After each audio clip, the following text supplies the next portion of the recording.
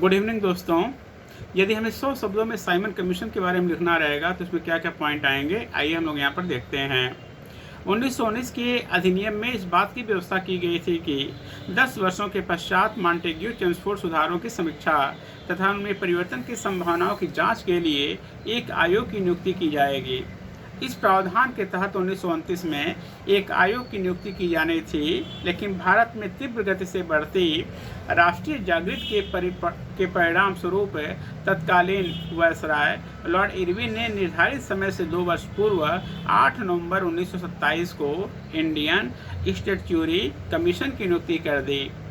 7 सदस्यीय इस समिति के अध्यक्ष सर जॉन साइमन थे, जिनके नाम पर यह साइमन कमीशन के नाम से जाना गया, और यह 3 फरवरी 1928 को भारत आया। चूंकि इसमें सभी सदस्य अंग्रेज थे, कोई भी इसमें भारतीय सदस्य नहीं था, अतः अधिकांश भारतीय नेताओं ने इसका विरोध किया।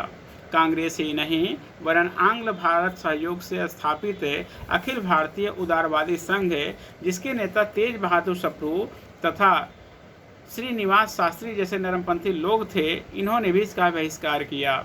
साइमन कमीशन ने संपूर्ण भारत का दौरा किया। जहां भी यह गया उसे हड़ताल, जुलूस, काले झंडे तथा उग्र प्रदर्शन का सामना करना पड़ा था। साइमन कमीशन ने मई 1930 में अपनी रिपोर्ट दी, जिसके मुख्य बिंदु इस प्रकार थे। पहला पॉइंट, भारत में परिसंघात्मक शासन हो। दूसरा पॉइंट, प्रांतों में द्वैध शासन समाप्त कर पूरा प्रशासन विधायिका के प्रति जिम्मेदार मंत्रियों को सौंपा जाए। तीसरा पॉइंट, सांप्रदायिक प्रतिनिधित्व प्रणाली पूर्ववत रखी जाए। दलित वर्ग के लिए आरक्षण की व्यवस्था की जाए तथा मताधिकार का विस्तार किया जाए।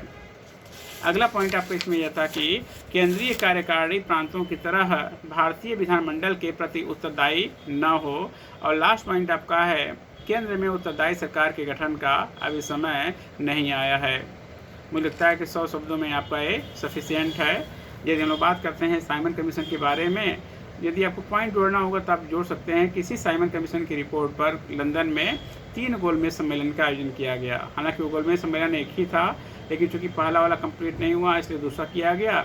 दूसरे में भी कोई हल नहीं निकला, तो फिर फाइनली इसको तीसरी बार भी ये बुलाया गया था। मुझे लगता है कि साइमन कमीशन के बारे में इतना सफिशिएंट पॉइंट है। Thank you.